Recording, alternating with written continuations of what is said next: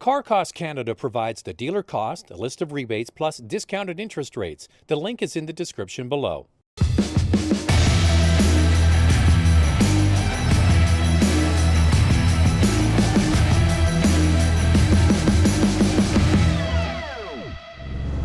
Welcome to the Ford Expedition Max in Canada.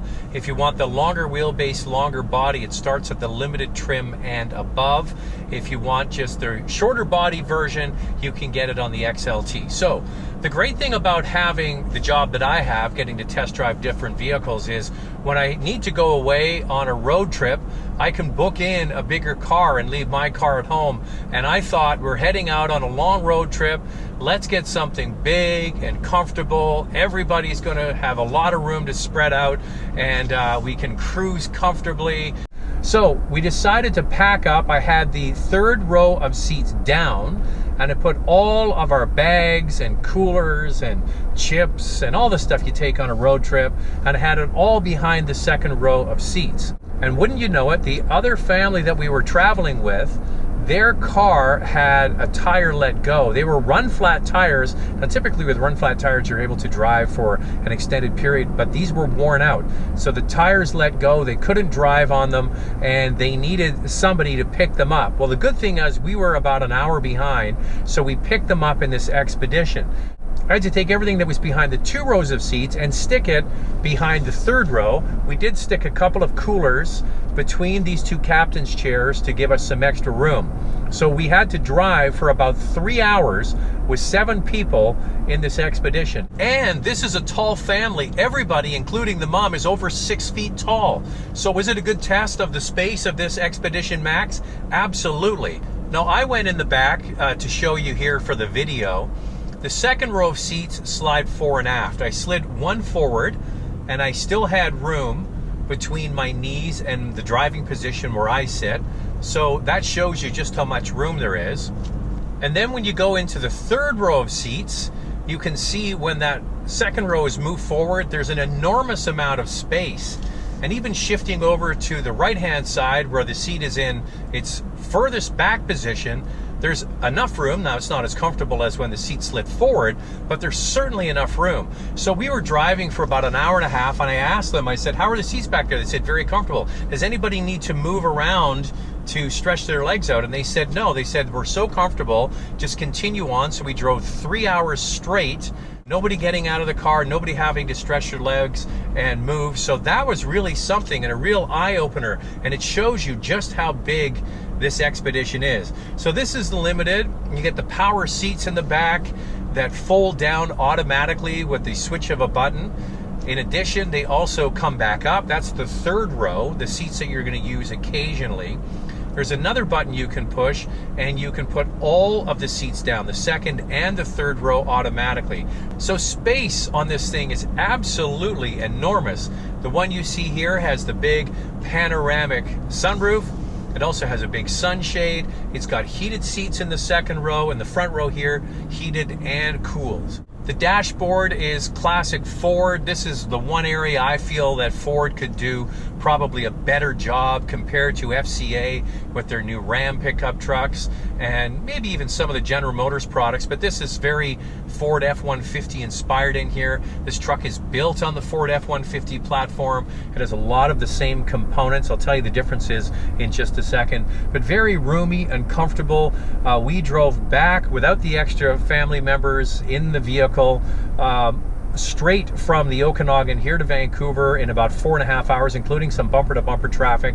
Not a peep was heard from anybody inside the cabin of this Expedition. So in this Expedition, you get a 3.5 liter EcoBoost engine. That's the engine that debuted the EcoBoost years ago in the F-150. It's proven technology. It has lots of power, 375 horsepower. If you get the Platinum version of this, when you put premium gas in, you can get up to 400 horsepower. I'm not sure it's worth it to put premium gas in to get the extra 75 horsepower. It's more than enough.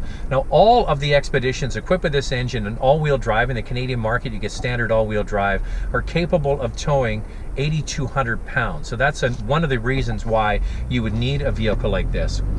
So it's interesting. This Expedition is the newest in the market in this body-on-frame era, but the General Motors trucks are now starting to look quite old. They will be coming out with new Tahoes and Suburbans and so on, Escalades, because they've updated their full-size pickup trucks. So typically a year or so later, out come the full-size body-on-frame trucks, similar to this size.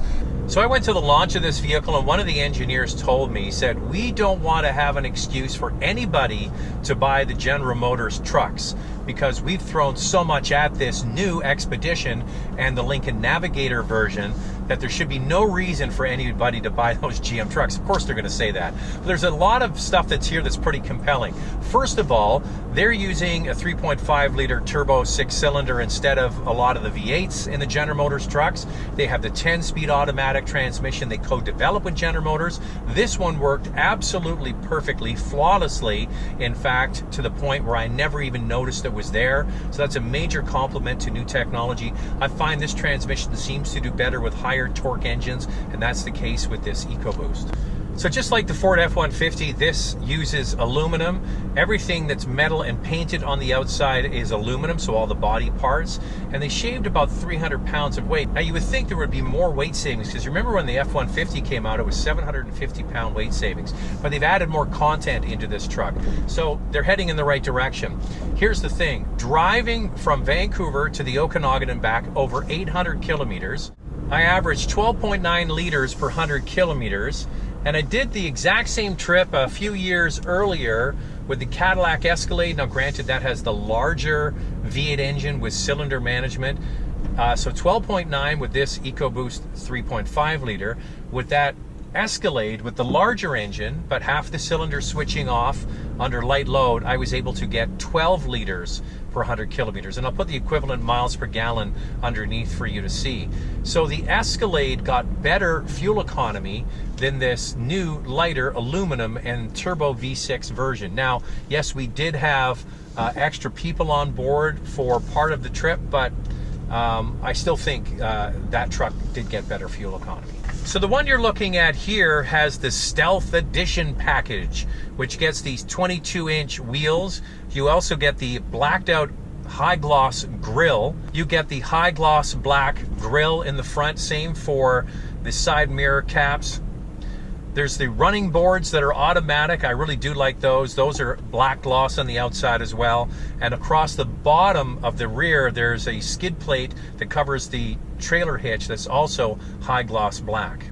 In addition, you get the LED headlamps with the darker housing, same for the tail lamps. And also on the inside, you get the red stitching on the seats. Now, one thing I'm not able to confirm for the Canadian market, I went to the Ford media site in the US, and it says this Limited with this Stealth package gets the continuous damping.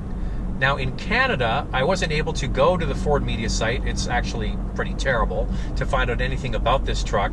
What I did do is go on to the Ford.ca site and configure this vehicle, and it doesn't show that it has the continuous damping with this package, but in the US it does. So I would love for somebody to answer that definitively.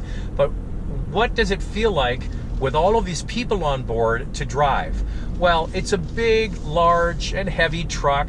The engine was the star of the show. It never felt like it was running out of breath. It pulled absolutely flawlessly. That was no problem at all. So the engine was good. The transmission never set a foot wrong. It did not handle particularly well. Under light loads, this vehicle, with nobody in it like now, seems a little bit floaty and bumpy, which makes me believe that this does have the continuous damping. And here's the thing, if I was going to order this, I probably wouldn't get that. It does make it feel more premium, more like the Lincoln, but under light loads, not the most invigorating kind of road feel. Luxurious, yes, but not particularly dynamic or connected. There are, however, drive modes here in the center of the console you can select. You can go from, you know, the regular eco to normal to sport, and then you have all of the different settings like sand and snow and trailer, and all of the advanced tech that you get with traction and stability control is all in this new vehicle. It's not an inexpensive proposition in the Canadian market though. The base short wheelbase is $54,000. If you get the base max, which is the base limited, it's $68,000. And the one you see here with the black package that I mentioned is $74,000. Those are Canadian dollars, but that's creeping into premium vehicle territory. You tell me if you think it's worth it. Now the thing is, those General Motors trucks have had so long to dominate the marketplace. Do you think this Expedition is enough to unseat them? Even though their technology is now a little bit older. Their new full-size body-on-frame trucks will be coming soon, and it's going to be interesting to see what they have to put up against this, because I have to tell you, if I was in the market, this would certainly be on my list of consideration. I enjoyed it that much. Comfortable, big. That's what you want with a truck like this. Car Cost Canada provides the dealer cost, a list of rebates, plus discounted interest rates. The link is in the description below.